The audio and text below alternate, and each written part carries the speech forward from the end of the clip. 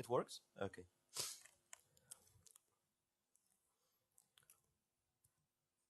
Can I start? Okay, so come on. Okay, welcome everyone. My name is Michal Budzynski, and I will talk a little bit about Flash, more or less, and Resident Evil game. Anyone ever played that? No one really. Oh, just okay. So probably you will enjoy. Let me introduce myself. Uh, I'm a JavaScript developer from Poland, the country so from here, not so far away, from Warsaw, actually the capital. I'm the game developer mostly, and yeah, I'm making games using open web technologies like JavaScript, CSS, HTML5, and things like that. And that is the screenshot of our new production, but I will talk about it a little bit more later. I'm an organizer of On Game Start, what was the first HTML5 game conference ever last year in Warsaw in September. I think that was the first time in the history when you could meet 300 of HTML5 game developers in one place, and we are organizing. Yeah, I'm organizing the same this year, but okay, I will talk about it later. And also, time to time, I'm running together with W3C some game development workshops. So I teach people how to make games in HTML5, JavaScript, and yeah, open technologies. And I create a lot of stupid things in the internet also because I think that yeah, web development is not only my job, right? It's my lifestyle. So I think that doing ridiculous, crazy things during your life is quite important. That's why last year, for example, I create NyanCat in CSS on without any single line of JavaScript or image or anything like that. For example, that mouth is just rotated E letter and things like that. Uh, Okay, and I'm a huge fan of Resident Evil game since the very beginning. So let's say that if that is my life, that is Resident Evil, and that is like sleeping, eating, I don't know, anything other. Uh, yes, okay, so why I don't like Flash?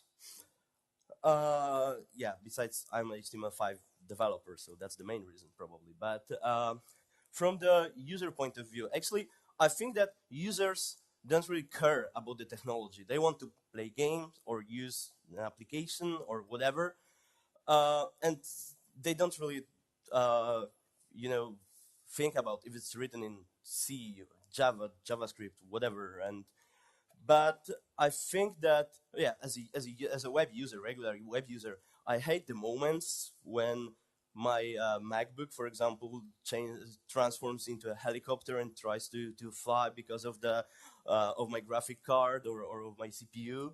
So time to time it could be uh, yeah, it could be hard. But as a developer, uh, there are a couple of reasons. First of all, yeah, that's more or less how I see Flash. It's just a black box, right? It's uh, it's let's say you don't have access to the technology itself, so it's all kept by one company, like by Adobe, and even if something is wrong inside, you cannot fix it. That they should, right? But it's not what happens really often, and also that's not the worst thing. Yeah, okay, that let's say that is the worst thing because the technology is managed by just one company. And we had last year when Microsoft announced that it will be possible to write applications to Windows 8 using JavaScript and open web technology on the Silverlight forums. And Silverlight is like Flash but made by Microsoft, right? There were like riots, you know. All the people said, "Whoa, we put our money, our experience, years of learning how to write the code in Silverlight, and now you said that you're closing the project. No, maybe not closing, but not supporting it as much as we thought that you will, and switch to open to web technologies." So yeah, it's if something is not opened, you never know when it will finish, right? When they will close it or stop supporting it. Okay, so that's not a new stuff, right? That whole holy war about between HTML5 and HTML and Flash, because yeah, it starts. I think when the Flash started and then when the browsers were created. So time to time, the Flash was that one who was better, but for now we are trying to to fight with, maybe not fight with that, but being better. And let's say a little bit about the history. So back in 2001, we had something like DHTML. Anyone knows what that means? Yeah, that means completely nothing, because for me, DHTML is when you had something like that when you want to run your JavaScript code in your Internet Explorer and it warns you that something is going wrong. So that's more or less DHTML, because the point was to create some term that actually means nothing, and it was just let's say new marketing term or some PR stuff to sell the same technology, maybe not sell, but to make the technologies that we already had since years more popular. So they some yeah wise guys thinks that, okay, let's call that's dynamic HTML, right? And people will get excited.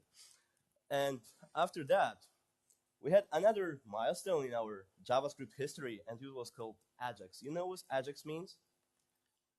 It's asynchronous JavaScript and JSON, right? That's like like P in LAMP stays for Ruby, right? And so that was the second time, yeah, maybe not the second, but another time when we had some turn. That means completely nothing, because it was all just about the requests, right? And not not reloading the page during during exploring it. But for back in 2005, 2006, everything, I don't know, like Lightbox Gallery, everyone said, whoa, it's Ajax Lightbox Gallery, but actually it still means nothing. And this year, yeah, not this year, but after that, we had another revolution in the history of open web called HTML5. And HTML5, just like the HTML and Ajax, means completely nothing, because sorry, it's just an umbrella term for describing the new APIs and new elements of JavaScript, CSS, and things like that. Okay, more or less. But we are a little bit closer to the Flash technologies with every step like that. So I had, yeah, I'm not proud of it, but I have a couple of friends that are Flash developers. And when I asked them, uh, how do you think, why Flash is better than HTML5 and that whole open web stack? So there are mainly three things that I'm hearing all the time, like about a couple of features that that Flash had and HTML5 had not, about tools and services. So let's start with the features. Always when I ask someone about the differences between HTML5 and Flash, I heard a couple of things, like all the time. Uh, HTML5 is not supporting the web camera, and it's not possible to make a full screen video or element in HTML5. But it's not true. I will show you now. So let's start with the camera access. So I made a simple puzzle game. I hope it will work. Okay, it kind of works. So but it's ugly. One more time. Okay, better. So uh, we can access the camera API by using something called get user media. What basically, yeah, basically it gives you the access to your camera or microphone. Yeah. So now we can. Where is it? Oh, from here. Now, yeah, yeah, yeah. You can cheat if you don't want to know where to put the the piece, right? Well, okay.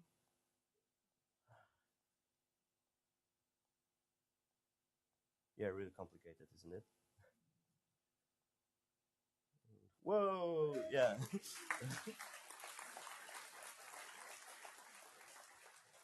Thank you. And about the full screen support. So let's switch. No, that's my private mail. Yeah, let's switch to the game I showed you before. Mm,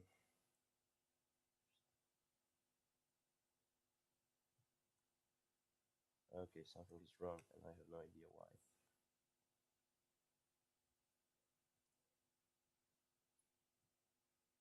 Mm-hmm. Mm-hmm. Okay, so you no or okay we have how many? Okay, I had a little bit time, so I hope I can fix it.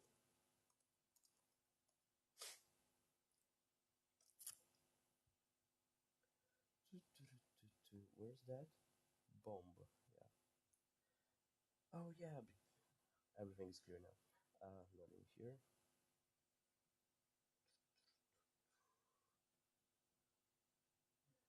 Uh, yeah.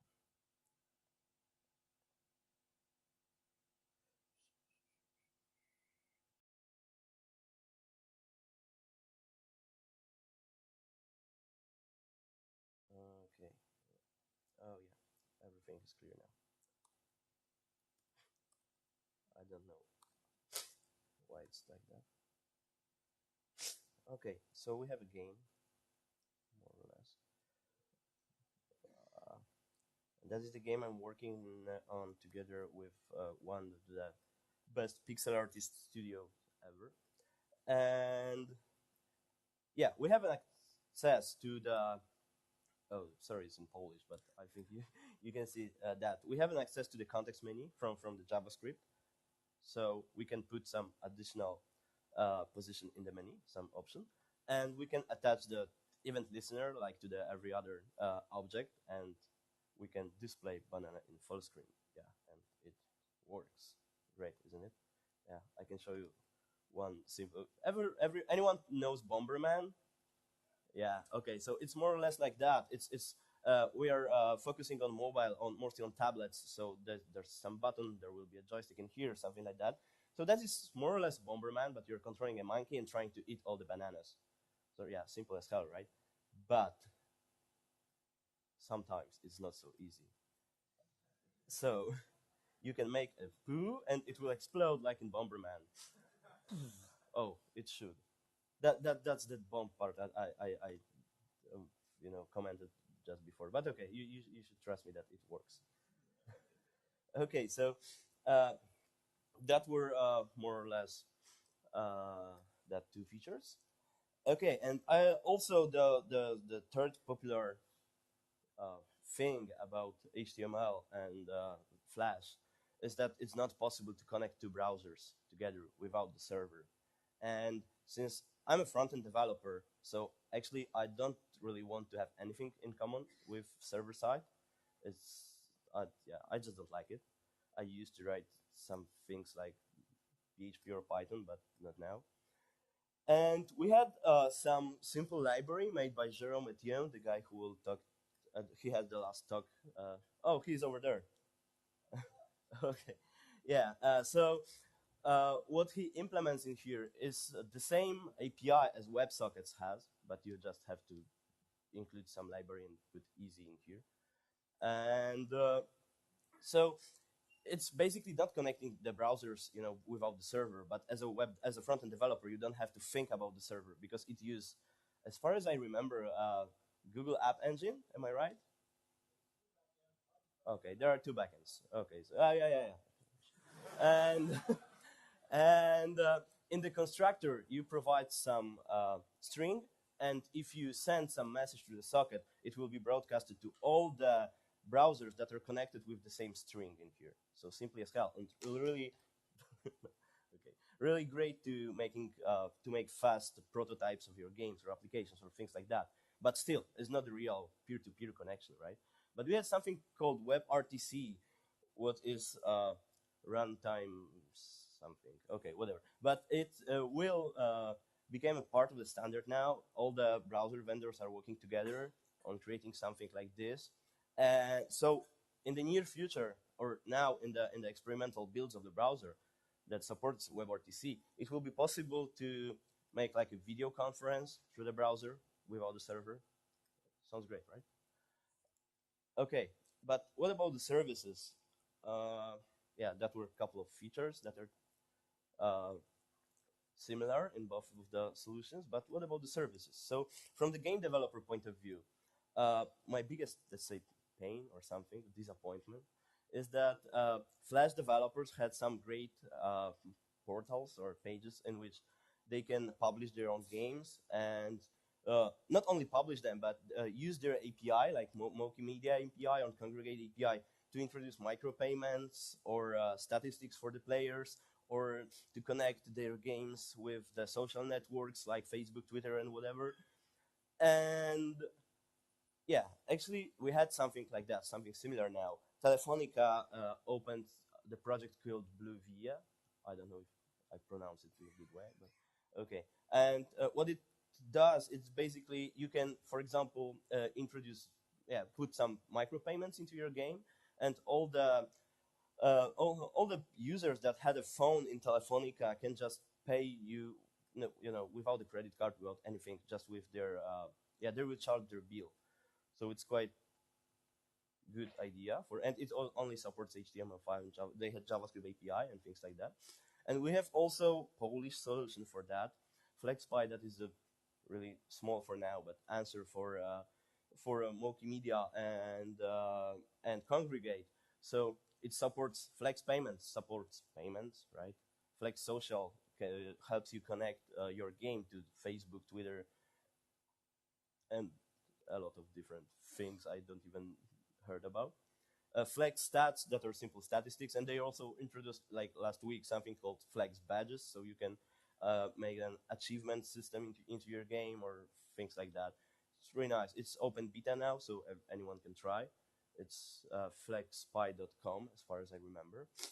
But okay, let's talk about tools, because that is the most important part, right? As a programmers, we need tools to create our stuff, right? To create our software. And Flash has outstanding Flash IDE, and I think that is the biggest advantage of using it. That you can just draw or whatever you want in here, and just transform it somehow through the timeline, and it will change, and you can just export the file and upload it somewhere. And okay, we had something called Cloud9 as for JavaScript. That is uh, more or less web-based IDE, but just a code editor, right? So you can just write a code in here. It's if you want to create a CSS animation, like my CSS Nyancat, it was like 700 of CSS code lines of code, and so it took me like 10 hours or so to write it, because we don't have a real tool to make animations, games, and things like that in HTML5. And now I will present you that, yeah, we still don't have, but we are working on some. Let me introduce Bwisk. Bwisk is my personal project. I'm working on it together with my friend, and what we try to do in here is just the copy the Flash ID into the browser. So if you are a Flash developer and you have some experience with Flash, you can just switch to HTML5 without changing any habits or things like that. So it looks like and it will work more or less like Flash, but but on the bright side of the force, right? Uh, so first, why I asked about Resident Evil at the beginning, because as I said, I'm a huge fan of it, and the Bwisk was called Project Hank. That was the code name of the project, and Hank is one of the main character of Resident Evil 2. And all the modules inside are named after the characters of Resident Evil. So yeah, but let's start with the mansion. That is the screen from my favorite first part of Resident Evil, and the mansion was the place when everything happens. So we needed, yeah, if you want to build a big application, you need some kind of modular system, right, for us to manage all the modules and things like that, to build it, etc. So we built Mansion, and that is building system and module system inspired by the Python syntax. So anyone used Python? Okay, like 3 persons. Great. So in Python, if you want to import some module, you just write on the beginning of the file, import something. And you can just import, for example, some module, but use some alias or how to call it. So you can import something as something else, more or less. So yeah, we made that is how it looks like in mention in JavaScript. So there is a name of the module and name of the module that should be imported inside. And for example, module foobar will be known in here as fbar. Yeah, more or less. So you can use, for example, bar in here and fbar, and that fbar dot everything is the function from the file that with foobar module, more or less. And it's during the build time. It's okay. It's based on Reno, the Mozilla Java JavaScript compiler engine, whatever, interpreter. Oh, that is the word I'm looking for. So during the build time, it creates a one big file and commented what is not important in here. And so for example, if you want to use bar module inside the foo module, it just defines the module in here and put it into the function. Yeah, more or less. Okay, it looks quite stupid, but let me show you, and I will explain after that why we do such a stupid thing. So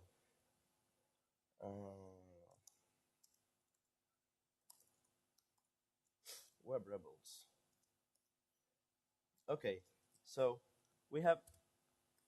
It's possible to see anything in here. Okay, I'm not sure if I can. Whatever. We have a JS directory, and there is just a main file. The main file is the main file, right, of the of everything. And we have core directory, which is empty now. But let's create some module. Make generate name. Okay, module in core. Let's say. Sorry, what's your name? L. Leo. Okay, like that. Okay, so we have module Leo, and let's make module, let's say, Web Rebels. So now we can see that inside the core we have now Leo and Web Rebels. And let's edit Leo. Leo will not need anything inside. Let's say that it will have something like, okay, my name, yo, and your name is Leo. And now we can yeah, it's really popular pattern. You just return in here whatever you want to be public, right? And everything other is just happening inside. So give me your name.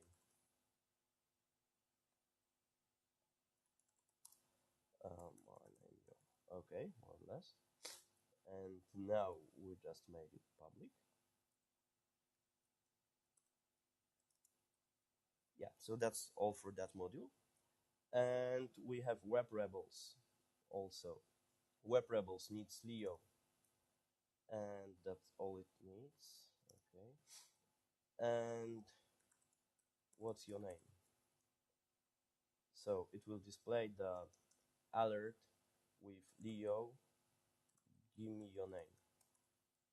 I think it's like this, right? Give me your name. So now,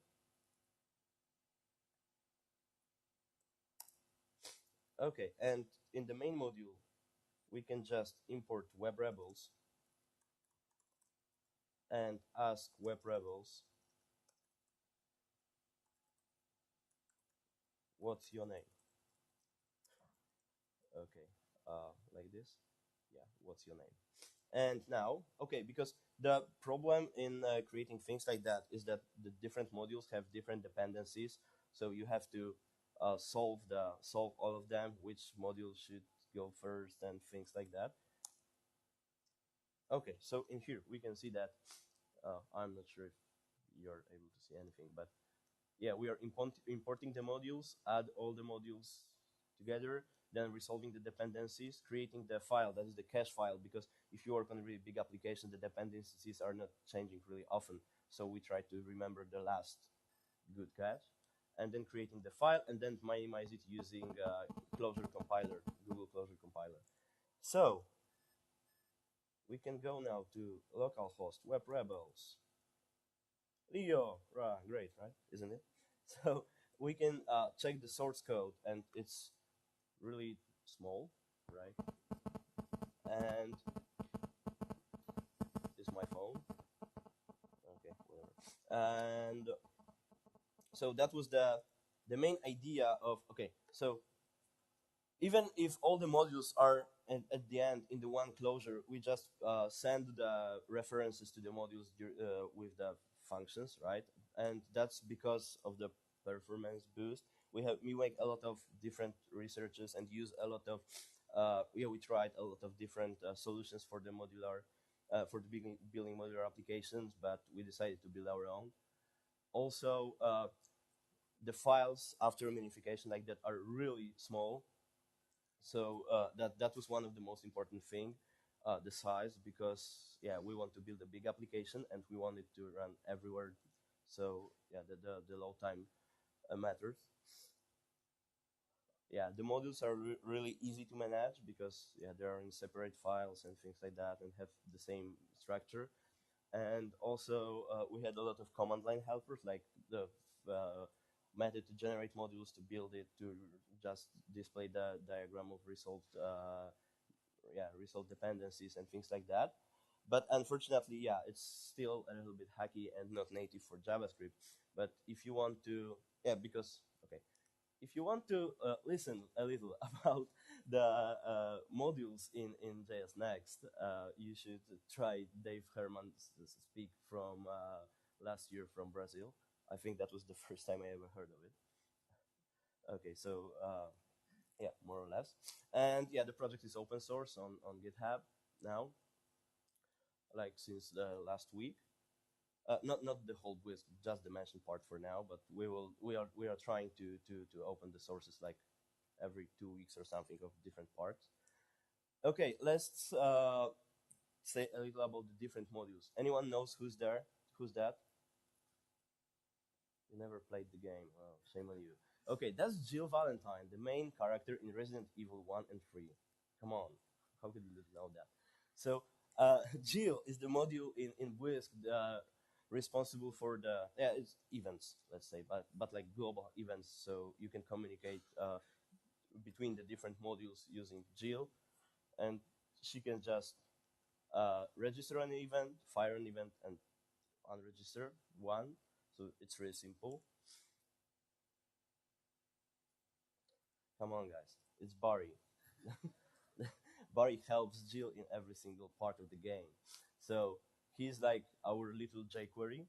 So yeah, that's actually how yeah, like I think 90% of people use jQuery just for the dump style, I think. So we create something like that. It helps us to yeah, get the elements or create the new elements and things like that. And it also stores the mouse coordinates, but related to the canvas you're drawing on, not to the whole window, like all the time. And there are some different modules also. That is Rebecca. Rebecca is a simple storage of what's going on in the what is already drawn on the given layer on the given frame, because we have a lot of, you can have a lot of frames and a lot of layers in your project. Leon is timeline manager. Chris is tool manager, but I will show it after that. Okay, so what about the problems we had during the development? First of all, Canvas is just a bitmap.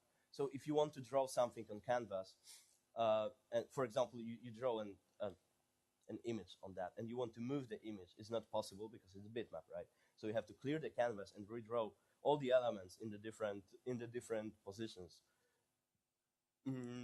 So how we solve that? So there is Rebecca, as I said, is just she remembers what is written on every frame on every layer, and Chris puts his active tool inside Rebecca, what sounds a little bit ridiculous. And Barry is watching, right? So, more or less, we just know in which frame and on which layer we are now. We checked what tool is already used. So is it pencil or I don't know rectangle, whatever, and the mouse coordinates in which it starts and ends. So that's more or less that. And if we want, for example, if we switch to another frame and then go back to this one, we want to redraw everything that we already drew there, right? So okay, that will be after that. So the second problem is that Canvas is just a bitmap. So if you want, for example, to grab one element and drag it somewhere else, it's just a bitmap. So you have to do it like, you have to find another solution for that. So for example, if you click on one element, you want it to be highlighted, right? So for example, you have some small rectangles in the corners and you can scale or screw or rotate, whatever. So yeah, you can ask Rebecca to give you all the things that happens inside that particular frame, and after that you can iterate through that collection, and Jill will send the tool the tool that was used to draw that to the buffer context. That is, buffer canvas is just canvas that you're not able to see because it's not attached to the DOM tree. It's just in the memory. And we used WebGL in there to redraw every single element. So for example, if you have 5 elements and you click on one, we try to redraw one of them and then check if in that point you click, if the pixel you clicked on is transparent or not. If it's transparent, that means you don't click that particular element. So we go further, right? Clear it again and draw another one. And if it is, if the transparent part of that same particular pixel is greater than 0, that means that there is something. Yeah, you just do the action and stop iterating. And well, I was really surprised that that solution works quite faster than just calculating, all the, doing that hard math to calculate if you click a line or not. But probably just because of using WebGL in the buffered canvas. Okay, so Flash allows you to save your movie, your game, your ad, or maybe not game, but your movie or your ad, and not into the SWF format, but also in AVI, animated GIF, and things like that. And it's quite hard to achieve using JavaScript just in the browser. So no one really. That is Nemesis, the main bad guy in the third part of Resident Evil. And so we created Nemesis, and Nemesis is just the Node.js backend side of Budzynski. So if Rebecca sends all the information about every frame to Nemesis, you can just from the server side convert it to pure JavaScript, to animated GIF or API or whatever you want, right? MPEG or things like that. It's still in hard development, but it probably will work this month or next. And okay, as quick summary. So we want to end the basic development in June or July, and I think it's quite possible. We are working simultaneously on the tablet version because, as Tom Cook, that is the new CEO of Apple, right?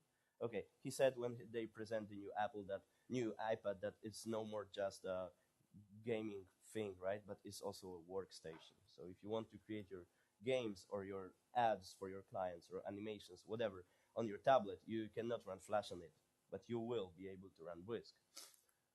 And it will be free to use for sure, and open sourced, because that's what everything about, right?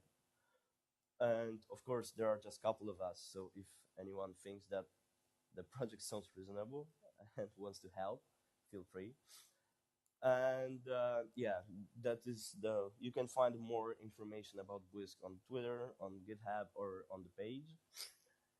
And that will be more or less that. But I have a couple of announcements. Anyone knows what that game is? Okay, finally. So Yeah, as I said at the beginning, I'm organizing a HTML5 game conference, and this year also in Warsaw on 19th till 21st of September. And the main keynote speaker will be Jordan Mechner, the creator of Prince of Persia, uh, because I think that we are the new generation of game developers, so we are, reinventing the same things that all the previous generations already know. So it's a good way to, learn from our older friends and colleagues. So yeah, he will, and he never had anything in common with HTML5, so it could be fun. And also, we had a great lineup of HTML5 game developers like Jerome or Jonas Wagner, but I'm not able to see where he is now. Okay, but he's somewhere in here, and he will speak. He will talk on Saturday on that Opera event. Okay, yeah, that is the page of On Game Start. We start last week. This is a gaming conference, right? So there's not a page; it's just a game. You can you control an astronaut and try to find the speakers inside the spaceship. And if you will find someone, you can talk to him and ask what he will talk about during the conference or who he is and things like that. And also, yeah, I'm so lucky that time to time I'm invited to different web conferences. But I one day last year I just woke up and realized that there was not no a conference on Antarctic. So yeah, I go there in March. I've been whole March in Polish Antarctic Station yeah, in Antarctica, right? And we are organizing Antarctic JS conference later this year or at the beginning of the next one. Yeah, during Antarctic summer, because summer starts in November there and ends in March on Polish Antarctic Station Arctowski. And yeah, we had a Twitter, we had a page, and but this unfortunately there is nothing in there on page, not on Twitter, because we are still working. Yeah, it's me and the penguin, and it's just me and the old Russian ship. Yeah, it took me 22 days to go there by that ship, and it's me with a penguin again, and there's just penguins. Okay, and so that's more or less everything. Questions?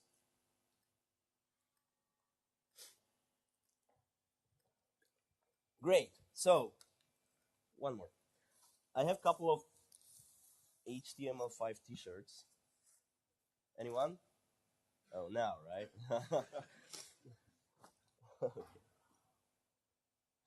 Okay. So who wants some? I'm not really good at throwing, so be careful.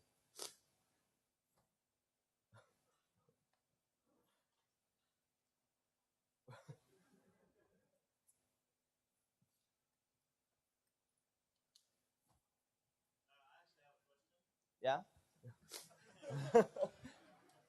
Now, right?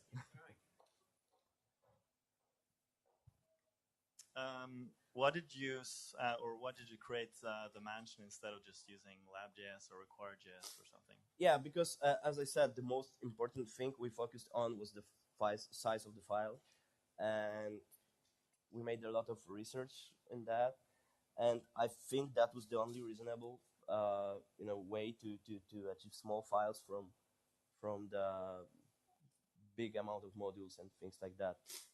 And it works. Yeah, you have to build a project every single time, but you want to run it. But uh, it's it works also. It works also on the. You don't need to upload it on the server, right? So it doesn't use any HXR requests or things like that. Yeah, more or less. Yeah, we tried require.js, and there is even okay. There is even something, some polyfill for the JS Next modules, that Harmony modules or something like that, but it doesn't fills our requirements. So that I know it's stupid. It's just the 10th solution for the same problem, right? But why not?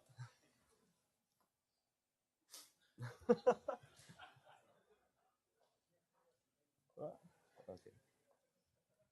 I see another question. Sorry. Okay, the last one. Hmm?